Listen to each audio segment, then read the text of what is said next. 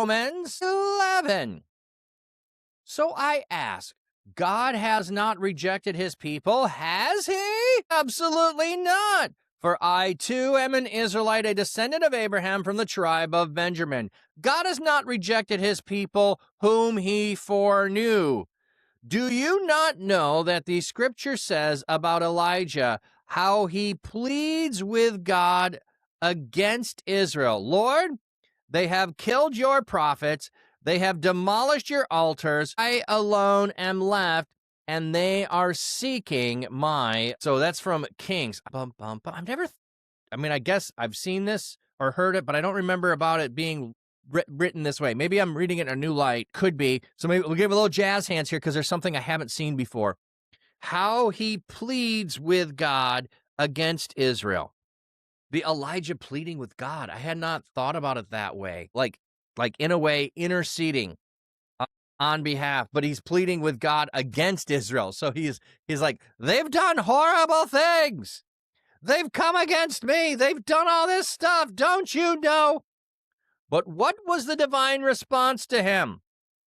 I have kept for myself 7,000 people who have not bent the knee to Baal.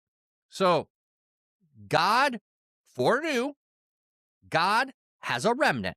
So all those who are Israel are not Israel, but those he foreknew, he has kept for himself. He has preserved. So even when it looks like, even when it seems like all of Israel is rejected, all of Israel is not. There are those that he foreknew. That's what Paul is saying here. He foreknew those, and he has reserved those. He has preserved those for himself.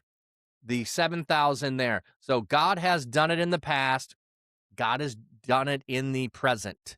God will do it in the future. That is how he operates. He has mercy upon whom he will have mercy. There's always going to be those who are the ones he calls to himself. So in the same way, at the present time, there is a remnant chosen by grace. And if it is by grace, it is no longer by works. Otherwise, grace would no longer be grace. So again, part of his point here is it is grace, it is mercy, it is from God. It is not things that we deserve. You don't deserve being a child of Abraham because you're a descendant of him. You are going to be a child of Abraham by faith. And if you were not born a child of Abraham, you can still be a child of Abraham by faith. So in the present day, the remnant is being saved, is being chosen. It is by grace. It's not by works. Again, that's the two options here. Grace or works. Grace or works. Do you deserve it, or does God give it to you? God gives it to you. What then? Israel failed to obtain what it was diligently seeking, but the elect obtained it. The rest were hardened, as it is written, God gave them a spirit of stupor, eyes that would not see and ears that would not hear to this very day. So just like Pharaoh, who God hardens his heart, and Pharaoh is doing that to himself as well, God gave them over to eyes that would not see, ears that would not hear. And we've seen this as we've read through the Gospel of John. They are seeing the miracles that Jesus is performing and asking Jesus, what proof do you have that you are the Messiah? And the very things he is doing is the thing that proves it, but they cannot see it and they cannot hear it. They will not go that way. So they are in a stupor. So he is giving them over to that because they will not see that. And David says, let their table become a snare and a trap, a stumbling block and a retribution for them. Let their eyes be darkened so that they may not see, and make their backs bend continually. So their table becomes a snare and a trap to them. All of the trappings that they have of their religious practices become a stumbling block because they cannot see who Christ is, because they are not looking for him in the way that he is coming. And so that becomes a stumbling block, and they darken their eyes. And so we have multiple cases here. So Paul is making the argument of, why is this happening? Why are not all of Israel seeing that Christ is the Messiah and turning to him? Because they don't want to. Because they also are not the ones who are pursuing him. They are not the ones who are chosen. They are pursuing their own righteousness. To go back a couple of chapters when he mentioned that, they're pursuing self-righteousness. They are not pursuing God. I ask then, they did not stumble into an irrevocable fall, did they? Absolutely not. So is this permanent? Have they fallen? Have they stumbled? By their transgression, salvation has come to the Gentiles to make Israel jealous. So he's returning back to Israel is going to become jealous of Gentiles who are coming in. They're going to become zealous for God. They're going to have, not all, but some are going to, because of, wait a minute, you get to partake in this? Yes. Well, then I definitely want it. Welcome in, Varkon. Now, if if their transgressions means riches for the world and their defeat means riches for the Gentile, how much more will their full restoration bring? So, because they stumbled, then salvation is going out to all nations. And how much greater is it going to be when they are fully restored? So when Israel returns to God, how much greater is it going to be the restoration of them? Because I made an opportunity for the Gentiles to come in. So because of all of that, like, no, there isn't a one is better than the other. And so here's the thing, like you could have these arguments. There's not particularly evidence that I've seen that early on, when in Paul's day and age, that the Gentiles are arguing against the Jews, that they rejected Jesus and they can't come to him. He's making a point here, though, that leads in the direction of maybe there's some of that kind of thought going on. You've rejected, you can't return. No, there's still restoration possible. Okay, they crucified him. That becomes a dividing piece later on between Jews and Christians. To nowadays we're trying to overcome in many ways, but the overcoming goes in a bad direction sometimes, based on biology that Paul, I think, is arguing against here. But we are grafted in as Gentiles because of the stumble of Israel, but Israel is not abandoned. Israel can come to full restoration. There is a remnant that can return. Just the same way they went into exile and a remnant returned, there are those who can return to God, but they come through faith in Christ by God's grace. Now I'm speaking to you Gentiles, seeing that I am apostle to the Gentiles. I magnify my ministry. If if somehow I could provoke my people to jealousy and save some of them. For if if their rejection is the reconciliation of the world, what will their acceptance be but life from the dead? If if the first portion of dough offered is holy, then the whole batch is holy. And if if the root is holy, so too are the branches. So we got two metaphors mixing here. If the dough is holy, then the more is mixed in, all of it becomes holy.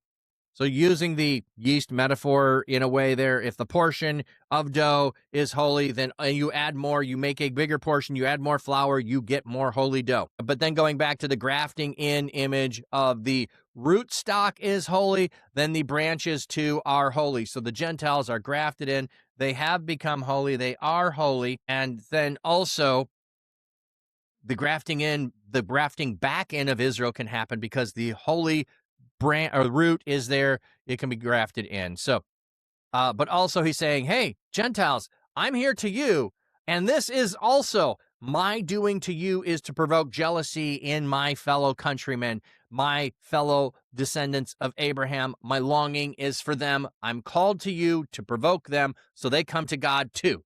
So I come to you, so they're provoked, so they will indeed come to God. Now, if if some of the branches were broken off, and you, a wild olive shoot, were grafted in among and participated in the richness of the olive root, do not boast over the branches. But if if you boast, remember that you do not support the root, but the root supports you. So, in other words, hey, you Gentiles who are grafted in, you are getting a big head. You are putting down the root that you are grafted into, namely that of the people of Israel, the people of God, the Old Testament. You are putting all of that down by lifting yourself and elevating yourself above those who have been here the whole time. Then you will say, the branches were broken off so that I could be grafted in. But this is what happened, Paul. They broke off and I'm in. Granted, I'll give you that. That's a fair argument, but that's it. They were broken off because of their unbelief, but you stand by faith. So they have unbelief, you have faith. You have belief and faith, continuous, ongoing. Do not be arrogant, but fierce. Don't get a big head just because, I think Paul's making an argument here against the idea of once saved, always saved. I think he is. So you're just saying you've been grafted in. Oh, you're saying you don't have to continuously obey and serve and follow? That could be dangerous. Well, I've been grafted in, so I have to stay. Weren't the other branches there originally there? So just being there doesn't make it permanent? You know? Do not be arrogant, but fear. Fear. What is fear going to do? Fear is going to have you to have a proper respect and allegiance to God is what it's going to have. So you need to be still living in right relationship, proper alignment to God, putting him in his proper place. For if, if God did not spare the natural branches, perhaps he will not spare you. Just because you've been grafted in doesn't mean that you are permanently there. See, like I said, I think he's arguing against the idea of once saved, always saved. I said the magical prayer. That's how people treat it. I said the magical prayer. You can't kick me out. I don't think that's how that works. Loving loyalty. Loyalty is ongoing. If you abandon God, you abandon him. We see all throughout the Old Testament how the people abandon him. Paul here is also making the argument about they've abandoned, but they can return. There is a way that they can return. Notice, therefore, the kindness and harshness of God. Harshness towards those who have fallen, but God's kindness towards you, provided you continue in his kindness. So God's kindness is towards you, and his harshness is towards those who've fallen away, but the kindness only remains provided you continue in his kindness. So you have to abide in him. You have to remain in him. Otherwise, you also will be cut off. So just because you get grafted in doesn't mean you can't be cut off. Quit getting a big head over here, thinking you're all that in a bag of chips. And even they, if they do not continue in their unbelief, will be grafted in, for God is able to graft them in again. So even God can bring them back if they return. Yes, amen. We need to endure to the end. Varkon, absolutely. Had a good convo recently in regards to this. Yes, no one can clutch you out of the Father's hand. No one can clutch you out of Jesus' hand. He will hold you secure. But that does not mean you can't abandon, like he's going to hold you and sorry, you can't leave. No, you can totally abandon. I mean, look around. There's plenty of people that I see who are not living out their faith. They may have said one thing at one time, but they are not remaining to the end. Oh, yeah. We also have a parable that Jesus gave about the seed that took root and the troubles of the world choke them out. But it looked like they were seed that sprouted out. And the luxuries of the world, the things of the world. So you have the troubles of the world, you have the luxuries of the world. I don't remember what the phrasing is there. Who lead them astray. So, John Candy, God is a gentleman. He will allow you to leave if you don't want to stay, to your own detriment. Yes, absolutely. Yes, he will. Yes, he will. For if, if you were cut off from what is by nature a wild olive tree and grafted, contrary to nature, into a cultivated olive tree, how much more will the natural branches be grafted back into their own olive tree? So, the whole image here is God can cut you off if you're a child of Abraham who's not following him. He doesn't have any obligation to just keep you because, oh, darn it, biology. You happen to have the genes of Abraham. I'm stuck. I can't do anything. You can go worship all the other gods you want. You can rebel against me. You can do oppression to the poor, the widow, the orphan, and the foreigner. I'm just bound. I can't do anything. Really? Really? But hey, wait, you turn from your ways, just like the Gentiles got grafted in when they turned to God. You too can turn back to God. God is merciful, gracious, abounding in love. That's what we see over and over and over and over again. For I do not want you to be ignorant of this mysteries, brothers and sisters, so that you may be conceited. A partial hardening has happened to Israel until the full number of the Gentiles has come in. And so all Israel will be saved, as it is written. So we have a partial hardening of Israel, not a full and permanent hardening. And this is the whole of Israel, not necessarily think of individuals. The deliverer will come out of Zion. He will remove ungodliness from Jacob. And this is my covenant with them when I take away their sin. So their ungodliness will be removed. This is my covenant with them when I take away their sin. So a partial hardening until the Gentiles' time is fulfilled, and then Israel will come back to God. Hey, Picasso, welcome in. Hope you're doing well, friend. In regard to the gospel, they are enemies for your sake, but in regard to election, they are dearly loved for the sake of the fathers. For the gifts and the call of God are irrevocable. Just as you were formerly disobedient to God, but now have received mercy due to their disobedience, so too they have now been disobedient in order that by the mercy shown to you, they too may now receive mercy. So God, because he has shown mercy to you, because they stumbled, he then, by the mercy showing to you, will show mercy to them because of your obedience. He will show mercy to them, and though they had disobedience.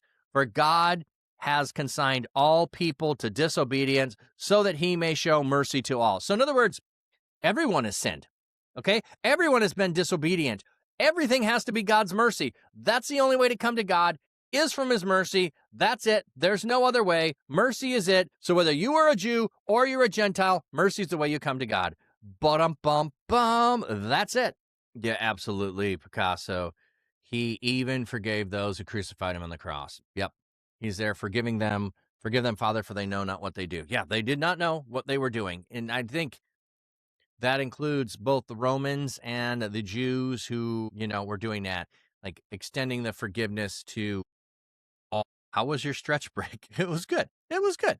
Oh, the depths of the riches and the wisdom and knowledge of God. How unsearchable are his judgments and how unfathomable are his ways.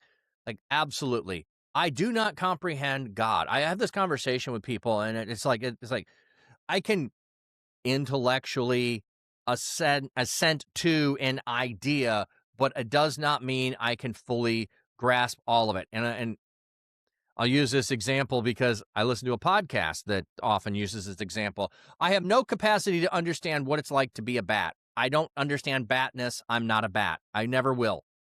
I can understand the things that a bat does scientifically and how it operates, but to be a bat, I do not know and can't experience that. To be God, I can't know and experience that. I can only experientially and intellectually learn about God, but to be God, I fully will never be able to know what that is. Picasso, this is the blood of the new covenant, unlike the blood of Abel, which called out for justice from the ground.